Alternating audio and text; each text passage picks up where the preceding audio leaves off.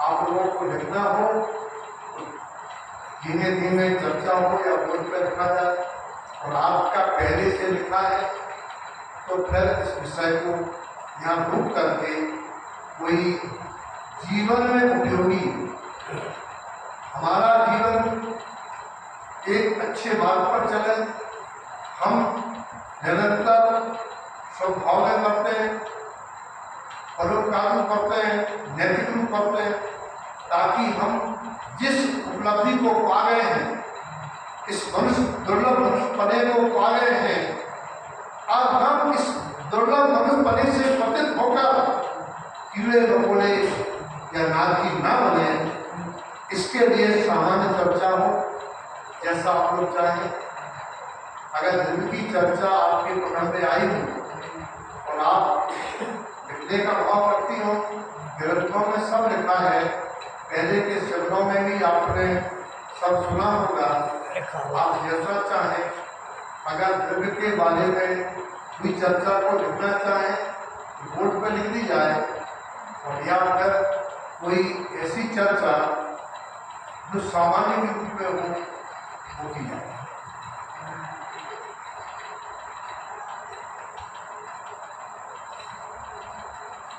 तो कल घर में बात चल रही थी, आज घर में भी बात चल रही थी, कुछ दैनिक उपयोगी बातें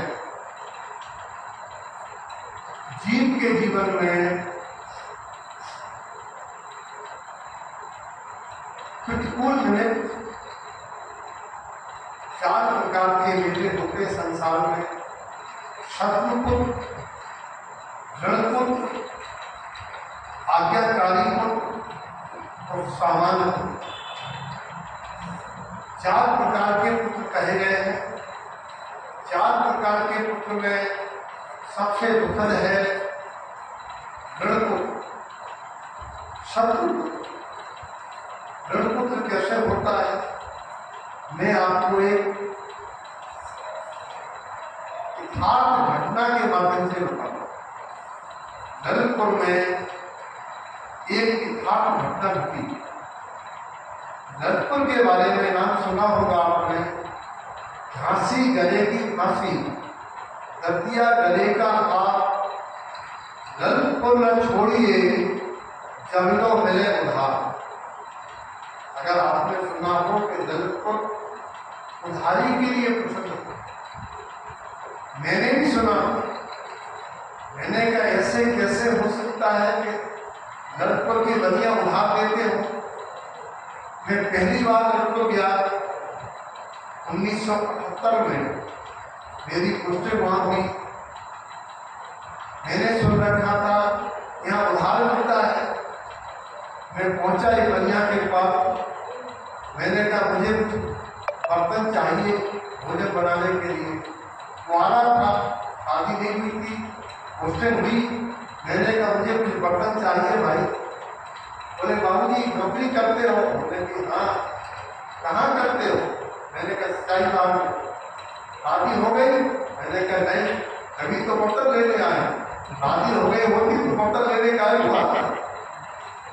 बोले आपने कोई 7-8 बर्तन लिखे, आपको तो 25-26 बर्तन चाहिए तब भोजन बनेगा। उसने उठा के कागज दिखाया, बोले इतना सामान लगेगा। आपने चिमटा नहीं लिखा, छोटी चम्मच नहीं लिखी, बड़ी चम्मच नहीं लिखी, घी की घंटी नहीं लिखी, पानी का डंका नहीं लिखा, पानी की चाय की छन्नी नहीं लिखी। अरे मैंने कहा मैं चाय नहीं पीता, पीऊंगा तो बाजार में पीऊंगा। मैं तो एक कुकर दे दो, एक भगवानी दे दो, उन्हें संसी भी चाहिए। उसने पूरी लिस्ट बना दी। मैंने कहा मेरे पास पैसे ऐसे नहीं है खाने के लिए। मैं केवल एक ट्रिप कैसे लेके गया था, मैंने कौन लेके जाया, खरीदने के सामान सब। बोले यहाँ पैसे नहीं लगते, यहाँ उधार लग जाता। उसने पूरा सामान पैक कर दिया और अपने संग होशियार होने के बनिया एक संगे अपना कर्मचारी भेज दिया।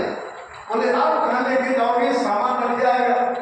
उसकी चालबाजी ये थी कि कर्मचारी घर लेके आएगा, क्या रहते थे नहीं करते, और उसका पूरा नोट कर लिया। 2 महीने तक उसने हमसे पैसे नहीं मांगा। मैं भूल गया, मैंने याद आ रही, मैंने 2 महीने हो गए तो तब क्या लगे सेठ के पैसा देने नहीं गए। पहुंचे, बनिया तो बनिया नगद से 10% ज्यादा ऋण लगा के उसने कब्जा दिया, ब्याज आधार दिया तो मैं ब्याज के लेता हो तो एक प्रथा थी। वहां की व्यवस्था यह थी कि गांव में हर सेठ के आसामी होते थे और वे सेठ जी उसको मरने से लेके, शादी से लेके, बच्चे पैदा होने से लेके उस आसामी को उधार देता जाता और साल के अंत में जब पैदा होती थी फसल तो इतनी ईमानदारी थी कि वे गांव वाले उनके पैसे चुकाया है, बेच के सब कक्का सब कर दो और कम पड़ते थे तो कर देंगे, तुम्हें साल उधार देना होगा। हर बनिए के गांव में अपने अपने आसामी हुआ। एक बार मैंने अपने जानने वाले पिता से कहा, तुम क्यों इतना महंगा लेते हो, उधार लेते हो, 1.5% ब्याज देते हो, हमसे ले लो 1%। बोले बाबूजी आप तो चले जाओगे 2-4 साल में, हमारी तो जिंदगी की सिर्फ बिगड़ जाएगा, हमारा घर बर्बाद हो जाएगा। हम तो सिर्फ कक्का से लेंगे, उन्हीं को देंगे। वहां के बनियों का जो गुजरात था, साहूकारी आसामी, एक गांव वाले ने अपनी फसल बेची। पहले मंडी नहीं होती थी, आगों में मिलता था, भंडा मिलता था, उनने पैसे की पुटलियां बांधी। बोले कक्का जी पैसे गिन लेना, सामान लेना, इतना ही हुआ है, मैंने थोड़ा सा खाने को रखा है, बाकी पूरा बेच दिया, पूरे पैसे लिया है, लेकिन हिसाब बना देना कितना देना रहा, हम आगे चुकाते रहेंगे। भैंस बच्चा देने वाली है, भैंस दे जाएंगे और कहीं से पैसा आएगा वो दे जाएंगे, मेरे पास नहीं है, आपको उधार देना पड़ेगा, हिसाब बना लेना, पैसे रख लो। सेठ ने पैसा लिए और अपने गोलक में पैसे खोल के डाल दिए, कपड़ा फेंक दिया। 2 घंटे बाद वो आया, कक्का हिसाब देखा। कक्का कहते, सेठ कक्का कहते, काय का हिसाब, पहले पैसा को ना और हिसाब देंगे। सेठ बिल्कुल मेट गए बात, पैसा दे गया था पुटलिया, सेठ ने पैसा मिला लिए गोलक में और कहते पैसा तो ला, हिसाब देंगे। भगवान में कहता कक्का कक्का कक्का कक्का कहना चाह रहा था, हम पैसे दे दो कहते।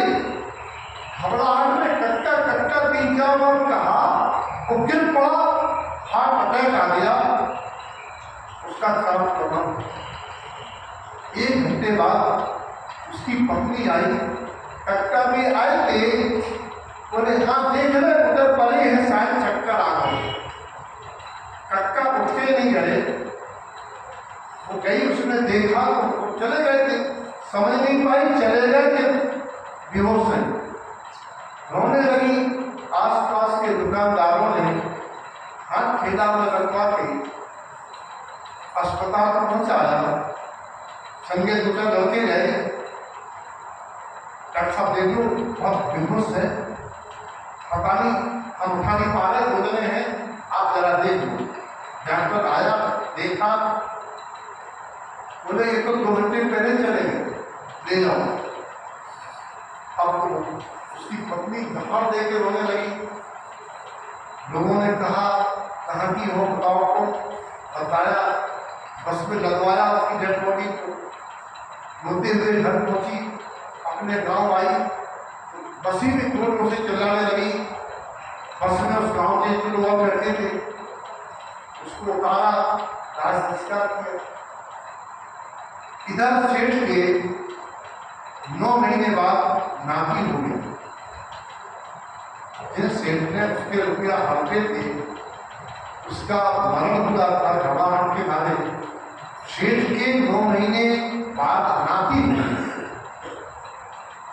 नाती 6 साल का हुआ, इतना बीमार हो गया, उस बीमारी में पैसा लगे, 11 साल की उम्र तक 5 साल में नाती के इलाज में उस पैसे का 10 गुना पैसा इलाज में लग गया। 11 साल की उम्र में वो नाती, जब उसके पापा बगल में बैठे थे, कोई नहीं था घर में, तो लड़का कहता, सेठ जी राम राम। अब पापा तो घबरा के देखते हैं, आज ये सेठ जी क्यों कह रहा, अभी तो पापा पापा कहता था। लड़का कहता है, क्यों पहचाना नहीं है क्या? हम वही है जिसकी तुमने पुटलियां रख ली थी और हम मर गए थे घबरा।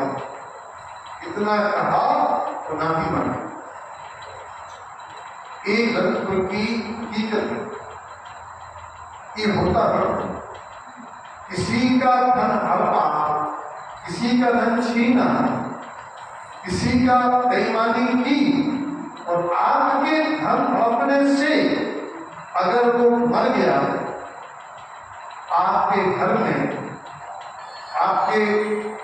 में जन्म दे सकता है, पशु बन के, सांप बन के आ सकता है। वो जिस गति को बांधेगा, उस गति का जीव बन के आपके घर में आ सकता है और आपसे पालन पोषण, लालन पालन कराएगा, पैसा लगवाएगा, और एक्सीडेंट हो सकता है, बीमारी में जा सकता है, सुसाइड कर सकता है। आज संसार में कितने बाल बच्चे लालन पालन करा के माता पिता को रोने को छोड़ जाते हैं, क्यों होता है? ऋण विचार करना चाहिए, भूखे रह लेना, सुखी खा लेना किसी का धर्म नहीं होता। इन पुराणों की बहुत सारी गाथाएं हैं, बहुत सारे प्रसंग हैं, किसका किसके साथ किस प्रकार का लेन देन रहा और कैसे वो जी हमारे पंडित साहब ने का बहुत अध्ययन किया है। इनमें बहुत सारा देखा है, किसका कैसा किसका चुकाना होता है। ऐसा ही शत्रुपुत्र होता है, शत्रुपुत्र को उससे भी ज्यादा खतरनाक होता है। शत्रुपुत्र जो है